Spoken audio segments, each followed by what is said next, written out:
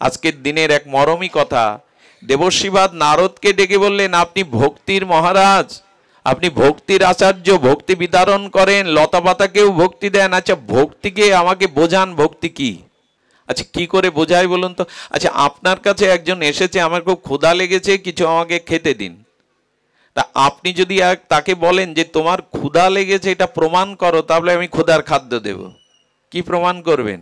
পেটটা দেখিয়ে যে এই দেখো পেট লেগে গেছে, এতে প্রমাণ হয়? ইচ্ছা করেও তো পেট কচলানো যায়। চোখ মুখ যদি একটু মানে ক্লান্তি দেখান, ইচ্ছা করে তো অভিনয় করে তো চোখ মুখ ক্লান্তি দেখা যায়। ক্ষুধাকে বোঝানো যাবে তো যুক্তি তর্ক প্রমাণ দিয়ে? একটু কথা বলুন, বোঝানো যাবে? আচ্ছা কালকে যে স্বপ্ন দেখেছেন ওইটা অন্যকে দেখানো যাবে? কাউকে দেখানো যাবে? একজন বলছে ভগবান আছে, আগে দেখাও তাহলে বিশ্বাস করব। তখন উনি বললেন, কালকে যে তুমি স্বপ্ন দেখেছো সেই স্বপ্নটা আমাকে দেখাও, তাহলে ভগবান দেখাবো। আমাদের অবস্থা কেমন জানেন? আগে ফল হোক তারপরে বৃক্ষ লাগাবো, এ হয় কখনো? আগে ফল হোক তারপরে বৃক্ষ লাগাবো। আমরা একটু অর্ধেক ভজনে আসতে পারি, প্রমাণ চাই ভগবান আছে কিনা, প্রমাণ চাই সাধু সঙ্গে মঙ্গল হয় কিনা। এ প্রমাণ যুক্তিতর্ক দিয়ে না। নারদ বলছে ভক্তি স্বয়ং প্রমাণ। কথাটি মনে রাখুন, ভক্তি স্বয়ং প্রমাণ, অন্য প্রমাণ তার লাগে না। আচ্ছা ক্ষুধার প্রমাণ দিতে গেলে ওকে খাদ্য দিতে হবে। খাদ্য দিলে কি হবে? ক্ষুধা নিবৃত্তি হবে। আর ক্ষুধা নিবৃত্তি হওয়ার লক্ষণ কি দেখা দেবে? একটা ভেতরে আনন্দ। ক্ষুধার অন্ন পেলে ভেতরে কি হয়? একটা তুষ্টি আসে না, একটা পুষ্টি আসে না, একটা শরীরে বল আসে না, ক্লান্তি দূর হয় না। এটাই তো প্রমাণ করলো ক্ষুধা বোঝানো যাবে না, কিন্তু খাদ্য খেলে ক্ষুধা নিবৃত্তিতে তুষ্টি পুষ্টি, গায়ে বল আসলে বোঝা যাবে ক্ষুধা দূর হয়েছে। তো নারদ বলছে ভক্তিকে বোঝানো যাবে না। আচ্ছা আমি ভক্তি গড়িয়ে দেখাতে পারবো? ভক্তির মুক্তি, ভক্তি অঙ্ক কষে বোঝাতে পারবো এই ভক্তি? ভক্তি কি বলো? ভক্তি স্বয়ং ভক্তি তার প্রমাণ। কেমন?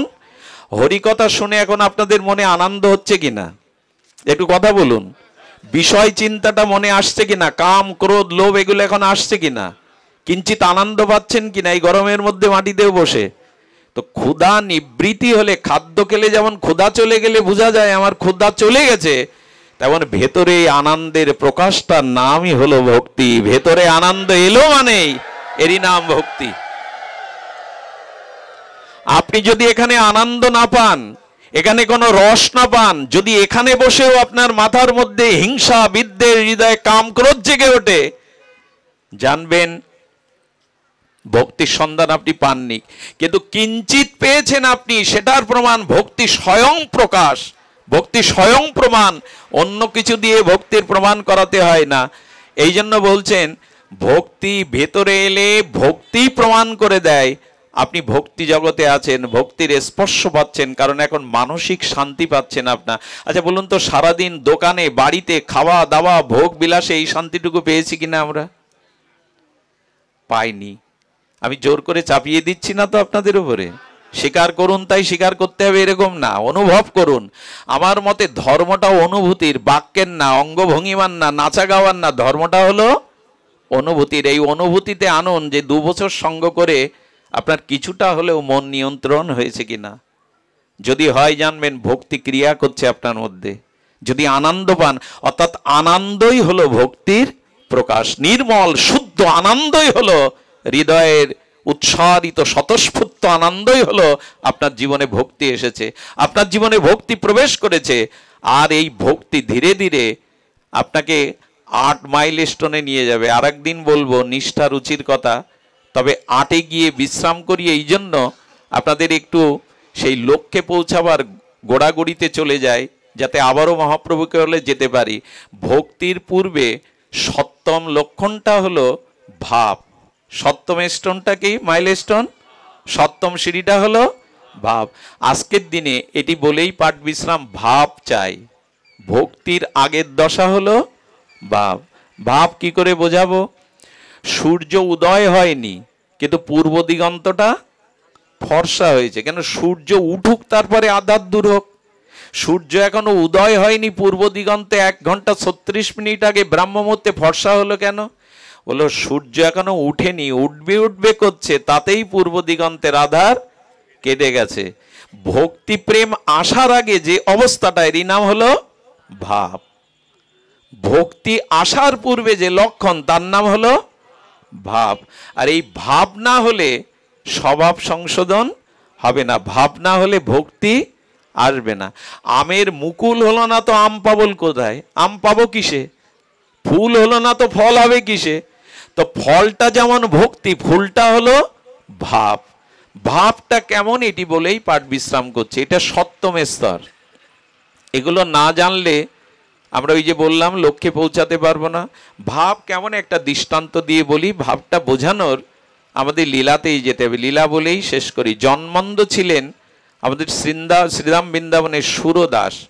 1000-এর ওপরে গোবিন্দকে নিয়ে রাধারানীকে ভজন লিখেছেন। সুরদাসের ভজন মা মরি মৃত্তিকা না খাইও, এই ভজনটা অনুপ জলটা গেয়েছেন। খুব অদ্ভুত বিখ্যাত ভজন আছে সুরদাসের। মা মেরি মাখন নেহি খাইও, এই গানটা অনুপ জলটা পাগল করে দিয়েছিলেন। ওনার প্রথম রেকর্ড যে কত কোটি বিকিয়েছে এই গানটায়, এটা ছিল সুরদাসের ভজন। মীরাবাই, সুরদাস এরা ভজনের দ্বারা ভগবানকে শুধু প্রাপ্ত হননি, জগতে অনেক লীলা করে গেছেন। শুনুন, অন্ধ সুরদাস, এই অন্ধ সুরদাস এক ভক্তের বাড়িতে ভজন করতে গেছেন, সাধুসঙ্গ করতে গেছেন। এখন ভজন করার পরে ওনার ভজন শুনে সবাই চলে গেছে এবং বাড়ির মানুষটা যিনি ওনাকে এনেছিলেন তিনিও কোনো একটা কাজে ব্যতিব্যস্ত থাকায় ওনার কাছে আসতে পারেনি, উনি মেঝেতেই পড়ে রয়েছেন। এই দশা হয়। সেতার গান করার পরে সেতার ফেলে রাখলে ওটা ধুলাই জমে যায়, আর সেতারের খোঁজ কেউ নেয় না। আমরা অনেক জায়গায় ব্যাসাসন থেকে লাভার পরে কারো খুঁজে পাই না। ব্যাসাসন থেকে খুঁজে পাওয়ার কাকে বলে চলে যাব, কাকে জানিয়ে বিদায় নেব, সেই লোক খুঁজে বেড়াতে হয়। তো মাঝে মাঝে গান শেষে সেতার পড়ে থাকে, ওর খোঁজ কেউ নেয় না। যেমন সারা জীবন বৃদ্ধ পিতামাতা আমাদের লালন পালন করলো, বৃদ্ধ বয়সে ওদের খোঁজ আর খুব বেশি আমরা নেই না। তো এই গান শেষে যা হয়, গীত শেষে বিনা পড়ে থাকে ধুলি মাঝে। এখন অন্ধ সুরদাসের খোঁজ আর কেউ নিচ্ছে না যে ওকে কুঠিরে পৌঁছে দিতে হবে বৃন্দাবনে। এক সময় কারো অপেক্ষা না করে ভক্ত উঠল, যষ্টিটা হাতে নিয়ে আর একটু মাটিতে ছোঁয়াতে ছোঁয়াতে যাচ্ছে, কিন্তু সামনে একটা পথে দেখলো ওখানে 10-12 হাত একটা গর্ত, আর ওখানে হিংস্র জীবজন্তু আছে, পড়ে গেলেই মরবে। গোবিন্দ দেখছেন, ভগবান দেখে। কেউ যখন তার ভজন করে গোবিন্দের দৃষ্টি থাকে কোন পথে যাচ্ছে। সুরদাসকে দেখছেন আর 3-4 হাত বাকি আছে, নিশ্চিত ওখানেই পড়বে। গোবিন্দ রাখাল বেশ ধরে এসে সুরদাসের লাঠি ধরে হাত ধরেছে। আরে কোথায় যাচ্ছ গোসাই? আরে সামনে তো গর্ত, এখানে পড়লেই ওখানে তুমি আর উঠতে পারবে না। বলে তাই নাকি? কে তুমি বালক, আমার হাত ধরলে? বললো আমি গোকুলে আমার গৃহ, আমি গোচারণ ভূমিতে এসেছি গোচারণ করতে। তুমি অন্ধ বুঝতে পারছি, হাটে তোমার যষ্টি, তাই পড়ে যাবে, ধরতে এলাম। গোবিন্দ বলছে কণ্ঠ এত মধুর, সুরদাস বলছে কণ্ঠ এত মধুর হতে পারে কারো? আর আমাকে একটু স্পর্শ করলো, তাতে মনে হলো এই স্পর্শ কোনো মানুষের হতে পারে না। তবে যার উদ্দেশ্যেই সারা জীবন ভজন, সে এলো না তো পথ চিনিয়ে দিতে? এসেছে তো তাই। উনি একটু বুদ্ধি করে মনে করছেন আঙুলের ছোঁয়াটা লেগেছে তাতে এই আনন্দ, একটু হাতটা যদি ধরতে পারতাম, বুকের মধ্যে নিতে পারতাম, অন্ধ তো। তখন একটু সুবুদ্ধি কাটিয়ে বলছে দেখো বালক, তুমি গোকুল থেকে এসেছো, গোচারণ ভূমির রাখাল, এক কাজ করো না, আমার মনে হচ্ছে আকাশে খুব মেঘ উঠেছে, এখন বৃষ্টি নামবে, আমাকে তাড়াতাড়ি যেতে হবে, আমার হাতটা ধরো তো। গোবিন্দ দূর সরে গিয়ে বলছে চালাকি হচ্ছে না, আমার হাত ধরবে, বুকে জড়িয়ে ধরবে, খুব পরশ পাবে, আমি তোমাকে ধরা দেব না এত সহজে। ওনার এই কথায় হাসি দেখে সুরদাসও হাসতে শুরু করেছেন, আর ভক্তের মুখের নির্মল হাসিতে বলছেন এ কথায় হাসির কি হলো? তোমাকে দেখা দিলাম না, হাত ছাড়িয়ে ফাঁকি দিলাম, চালাকি করলাম, এতে তোমার হাসি এলো কেন? বলে কেন জানো, তোমার বুদ্ধি কম। মনে মনে ভাবছেন ভগবান ঠিকই বলছে তোমার বুদ্ধি কম, তুমি সরল। আসলে তুমি জেতনি, আমি জিতেছি।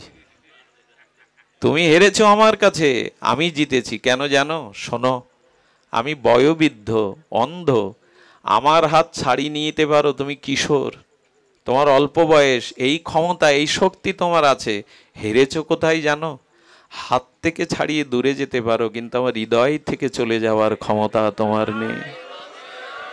আমার হৃদয় থেকে চলে যাবে এইখানেই তুমি হেরে গেছো গোপাল। গোবিন্দের চোখে জল এসেছে আনন্দে। আহা, দেখুন তো ভাব কেমন জিনিস, আমি ভাবটা বোঝাচ্ছিলাম না, সূর্য ওঠার আগে ভাব কেমন জিনিস দেখো। বলে হেরে গেলে তুমি। গোবিন্দ অবনত মস্তকে চোখের জলে সজল নয়নে বললেন, ভক্তের কাছে হেরে যাওয়াই তো আমার আনন্দ। আমি সব জায়গায় স্বাধীন, কিন্তু ভক্তের কাছে পরাধীন হলে আমার জিত হয়। আমার কাছে ওটা পরাজয় নাই। ছোট শিশু যেমন মা তার কাছে হেরে গেলে, ছোট শিশু মার কাছে কুস্তি করছে, মা ইচ্ছা করে হেরে পড়ে গেল, সন্তান বলছে আমি জিতে গেছি, মা হেরে গেছে, এটা মায়ের কি পরাজয়? তেমনি ভগবানও ভক্তের কাছে হেরে গিয়ে বলেন, এটাই আমার প্রকৃষ্ট জয়। ভগবান সবখানে স্বাধীন, একটা জায়গায় কেবল পরাধীন, ভক্তের কাছে তিনি পরাধীন। সুরদাসকে বলছে, সুরদাস সত্যিই তুমি আমাকে হারিয়ে দিয়েছ? মনে মনে বললেন, গোবিন্দ মনে করছেন মনে মনে আমি কি দেখা দিই? সুরদাস তখন বলছেন, মনে মনে যেটা ভাবছো সেটাও আমি বুঝতে পেরেছি। ভগবান আর ভক্তের মনে, মা যেমন সন্তানের ব্যথা মুখ দেখে বুঝতে পারে তার মনের কথা, মাকে ফাঁকি দিতে যাবেন না, উনি সব জানেন আপনার মুখ দেখে। ওনার পেটেই তো এসেছেন, তেমন ভক্ত বোঝে। তখন সুরদাসকে বলছে, প্রভু তবে শুনে রাখো, আমাকে দেখা দিতে চাইছো তো? আমি তোমার একার দেখা দেখব না। যেদিন রাধা রানীকে বামে নিয়ে আসবে সেই দিন ছাড়া আমি তোমাকে দেখব না। এই দেখুন, রাধা রানীর চরণে নিষ্ঠা হলে কি হয়। গোবিন্দ মনে মনে করলেন, ওর দৃষ্টি ফিরিয়ে দিয়ে, দিব্য দৃষ্টি দিয়ে আমি দেখা দেই। সুরদাস অনুভাবে ভাবে বুঝতে পেরেছে ভগবানের চোখে জল, তিনি আমায় দর্শন দিতে চাইছেন। বলে না, যার জন্য সারা জীবন জন্মন্ধ হয়ে ব্রজে পড়ে রয়েছি, সেই ঠাকুরানী যদি কখনো আসে তোমার বামে দাঁড়িয়ে, সেদিনই কেবল আমি তোমায় দেখব। এরা হলো রাধানিষ্ঠ। গোবিন্দ আরো প্রসন্ন হলেন, কারণ রাধা রানীকে যারা ভালোবাসে গোবিন্দ তাদের প্রতি, দেখুন একা কৃষ্ণকে ভজন করলে আপনি কৃষ্ণ পেতেও পারেন, নাও পেতে পারেন, কিন্তু রাধা রানী সহ ভজন করলে কৃষ্ণ বাধ্য আপনাকে প্রেম দিতে। রাধা রানী প্রেম, রাধা রানী পূর্ণাঙ্গ লাদিনী শক্তি। কান টানলে তো মাথা আসবে। এক বাবাজি মহারাজ বৃন্দাবনে যেতে গিয়ে, বৃন্দাবন তো কাটার দেশ, ওখানে বাবলা কাটা, কত কাটা, জটা বাবার জটা বেঁধে গেছে সেই কাটাতে। যেই বেঁধে গেছে, বাবার ভক্তরা বলছে বাবা বেঁধে গেছে ছাড়িয়ে দি। সাধুদের তো রাগ হয়, কিছু কিছু সাধু ত্যাগী বৈরাগ্যীদের একটু ক্রোধ হয়, বললেন তোরা বাঁধিয়েছিস, তোরা ছাড়াবি? বললেন বেঁধে গেছে আমরা ছাড়িয়ে দিব, চলে যা, যে বেঁধেছে সেই ছাড়াবে। বৃন্দাবন তোদের না, বৃন্দাবন রাধা রানীর। আচ্ছা, সারাদিন ওই জটা বেঁধে গেছে, সারাদিন দাঁড়িয়ে থাকলো না কে না দে। বাবাজিকে অনেকেই চেনেন বৃন্দাবনের, সবাই এসে বলছে বাবা একটু কৃপা করুন, আমরা ছাড়িয়ে দিই। আপনি এক পায়ে দাঁড়িয়ে আছেন সারাদিন, বাদি গেছি তো তোমরা ছাড়াবে? যে বাদিয়েছে সে ছাড়াবে, ওই রাধারানীর চরণই ছাড়া তোরা বোঝে না। গোবিন্দ সন্ধ্যার একটু আগে চিন্তা করলেন, ব্রজে এইভাবে পায়ে দাঁড়িয়ে না খেয়ে না দে। গোবিন্দ বালকের বেশে এসে বলছেন, বাবা আমি ছাড়িয়ে দিই। কে তুমি? বলো বিশ্বাস করো আর না করো, আমি কৃষ্ণ, আমি গোপাল লালা। আমার বলি তোমার পিতামাতার নাম কি? অনেকের তো কৃষ্ণ নাম হতে পারে। বললো নন্দ যশোদা ও নন্দ বাবা। বললেন আমার বিশ্বাস হয় না। সত্যিই কি বিশ্বাস হয় না? কৃষ্ণকে দেখলে এদের ভুল হয়? চাইছে কাকে বলুন তো? কৃষ্ণকে কাকে চাইছে? রাধারানী। বললেন না, আপনাকে প্রমাণ করাতে হবে যে আপনি কৃষ্ণ। নন্দ বাবার পিতামাতাকে এনে যদি দেখাতে পারেন, ভগবান তার অলৌকিক কৃপা শক্তিতে ভক্তের দুঃখ দূর করার জন্য নন্দ বাবা মা যশোদাকে এনেছেন। বলছে এইবার কি যুক্তি দেই? জটা বাবা দাঁড়িয়ে দাঁড়িয়ে যুক্তি দিচ্ছেন, দেখো এখন নকল করে বাবা মাও 200-500 টাকা দিয়ে সাজিয়ে আনা যায়, আমি বিশ্বাস করব কি করে এরাই নন্দপিতা? ভগবান বলছে এর কাছে কোনো যুক্তি খাটবে না। বলে একটা তো যুক্তি দাও যে কি আনলে বিশ্বাস করবে যে আমি কৃষ্ণ ব্রজের। রাধা রানীকে বামে নিয়ে যদি দেখা দিতে পারো, দাঁড়াতে পারো, বুঝবো তুমি কৃষ্ণ। আহা, এদের কি নিষ্ঠা রাধা রানীতে, যদি দেখা দিতে পারো। রাধা রানীকে স্মরণ করলেন গোবিন্দ, এরা তোমার ভক্ত, আমাকে মানে তোমার জন্য, আমাকে মানে তোমার জন্য। রাধা রানী কৃপা করে এসে দেখা দাও। রাধা রানী বামে দাঁড়ালেন, দাঁড়িয়ে প্রণত হয়ে রাধা রানীর স্পর্শে খুলে দিলেন, চরণে পড়ে গেলেন। চরণে পড়ার পরে বলছেন, এত কেন আমাকে আসতে হলো কেন? রাধারানী বললেন শুধু তোমাকে দেখার জন্য। আমি কি জানি না উনি কৃষ্ণ? উনি কি আমার বাঁধন খুলে দিতে পারতেন না? আসলে এইটি করলাম রাধারানী, তোমার চরণটা দর্শনের জন্যই তো ব্রজে পড়ে রয়েছে এতকাল। তো সুরদাস বলছে, যেদিন বামে প্রেমময়ীকে নিয়ে এসে দাঁড়াবে যুগলে, সেই দিন দেখবো আজ ফিরে যাও। আশ্চর্য এদের রাধারানীর চরণে ভক্তি। দেখুন, এই দামোদরে একটা কথা বলি, দামোদরে মা যশোদার বাঁধন খুলে দিয়েছিল নন্দ বাবা, কিন্তু রাধারানীর গোপীদের প্রেমের বাঁধন গোবিন্দ খুলতে পারেননি, এই জন্য ঋণী হয়ে গেছিলেন। যশোদার বাঁধন তো নন্দ বাবা খুলে দিয়েছিল, কিন্তু রাধারানী গোপিকাদের প্রেমের বাঁধন গোবিন্দ খুলতে পারেনি বলে ঋণগ্রস্ত হয়ে গৌর হয়ে এলেন, যে তোমাদের ঋণ আমি শোধ করতে পারিনি গোপীগণ, রাধারানী। তাই গৌর হয়ে রায় ঋণ 3 বাঞ্ছা পূরণের জন্য চলে এসেছিলেন। সুরদার বসে বসে কুটিতে ভজন করছে। ভজন করলে গোবিন্দ বলছে, চলো ওকে কৃপা করো, তবে তুমি আগে যাও, তোমাকে ছাড়া ও আমাকে দর্শন দেবে না, দর্শন চাইও না। রাধারানী যখন আসছেন, ওনার নূপুরের ধ্বনি বেজে উঠেছে। আচ্ছা, একটা কথা বলি, রাধারানীর চরণের নূপুর আর আমাদের সাগরাদের কাছে চরণের নূপুর এক হবে কি? রাধারানীর প্রতিটি অঙ্গ রাধারানী, ওনার প্রসাদী, ওরা কথা বলে, ওরা কৃপা করতে পারে। ওটা আমাদের দেশে সোনাদানা দিয়ে তৈরি না। রাধারানীর অঙ্গের বসনটাও রাধারানী, রাধারানীর অঙ্গভূষণটাও রাধারানীর শক্তি সঞ্চার করে। সুধীবৃন্দ, যেমন নিত্যানন্দ প্রভুর কাপড় বেঁধেছিল যারা একদিন, প্রসাদী কাপড়, তাদের সব প্রেম ভক্তি হয়ে গেছিল, মুহূর্তেই কৃষ্ণ ভক্তি, কাপড়ে ভক্তি ছিল। সুধীবৃন্দ, এই জন্য সাধু যে আসনে বসে, ওই আসন মারাতে নেই, পা দিতে নেই, ওর ভিতরে সাধুর ভজন শক্তি থাকে। এই জন্য ওটাই বসতে নেই, ওটাতে ডিঙিয়ে যেতে, গুরুজনদের কোনো পাত্র ওইভাবে ডিঙাতে নেই, অমর্যাদা করতে নেই, ওর মধ্যে ওতে শক্তি, বরঞ্চ মাথায় নেওয়া যায়, যে ওনার শক্তিটা ওর মধ্যে থাকে, স্মৃতিটা ওর মধ্যে থাকে। তো রাধারানী যখন নূপুর বাজছে, তখন সুরদাস বুঝতে পেরেছে এ নূপুর ধ্বনি আর কারো হৃদয় উতল হয়ে যাচ্ছে। রাধারানী সামনে এসে নূপুর পায়ে দাঁড়িয়ে ওনার ভজন শুনছে। দেখুন, ভক্তের ভক্তিমাখা ভজন গুণকীর্তন রাধারানীকেও বিবাস করে দিয়েছে। সুরদাস রাধারানীর চরণের দিব্য গন্ধ পেয়ে, নূপুরের ধ্বনি পেয়ে বুঝতে পেরেছে। উনি বুঝতে পেয়ে কি করেছেন জানেন? ওনার অনুমান অনুভূতিতে ফস করে চরণে পড়ে নূপুরটাই জড়িয়ে ধরেছেন। যেই নূপুরটা ধরেছে, রাধারানী চরণ টেনে নিয়েছেন, কিন্তু নূপুরটা ওর হাতে রয়ে গেছে। রাধারানী দোপা পিছিয়ে গিয়ে বলছে, বাবা, নূপুরটা আমার, আমি বসন্ত রাসে এখন যাব, আমার পায়ের নূপুর প্রয়োজন, আমায় দাও। বলে, আমি তো জন্মান্ধ, নূপুর তোমার কিনা তা তো আমি বলতে পারবো না, প্রমাণ না হলে তো আর একজন এসে বলবে নূপুর আমার, আমি তো অন্ধ জন্মান্ধ, বুঝবো কি করে? ভক্তের প্রেমের ভাবের ফাঁদে ভগবান পড়ে যায়। রাধারানী তখন বলছেন, প্রমাণ করতে গেলে তো তোমাকে দেখতে হবে আমার আর এক পায়ের নূপুর এই নূপুর কিনা। রাধারানী কৃপা করবেন বলে এসেছেন, চোখে হাত বুলিয়ে দিলেন, করপল্লবের প্রেমময়ীর হস্তে দৃষ্টি ফিরে পেলে যখন রাধারানীকে দেখলেন, দেখেই সাষ্টাঙ্গে লুটিয়ে পড়ে বলছেন, হে প্রেমময়ী, সারাটি জীবন পড়ে রয়েছে এই চরণ দর্শনে, ভাব বিকারেই প্রায় মূর্ছিত প্রেমে, প্রেম এসে গেল। রাধারানী বলছেন, একটা বর চাও সুরদাস, সারাটা জীবন ভজন করেছ, একটা বর চাও।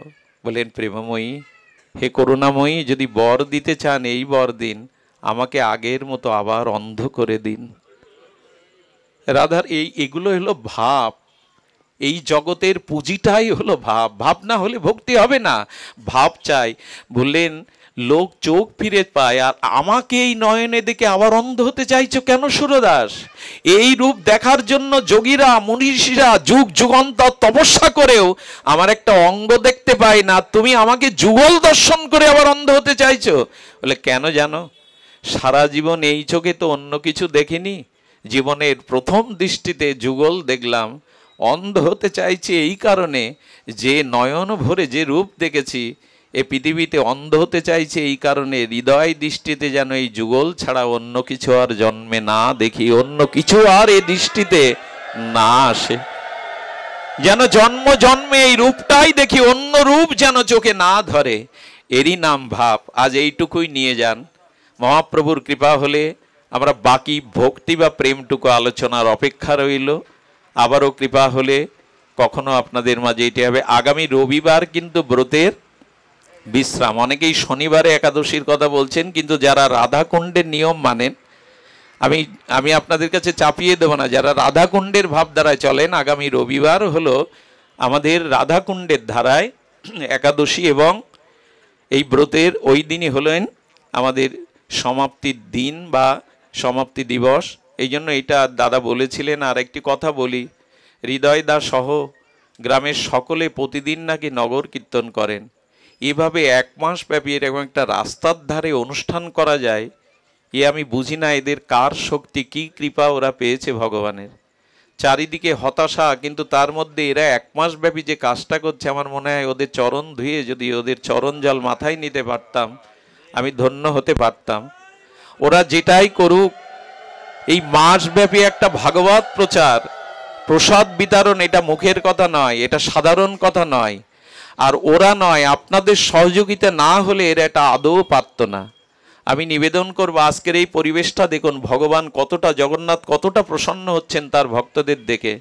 এটা যেন ভুল বুঝাবুঝিতে, ঠুনকো কোনো ব্যক্তিগত আমাদের রেশারেশিতে বন্ধ না হয়, এই অনুরোধ করে যায়। আপনাদের কাছে এই অনুরোধ করে যে এই ধারাবাহিকতা ধরে রাখুন।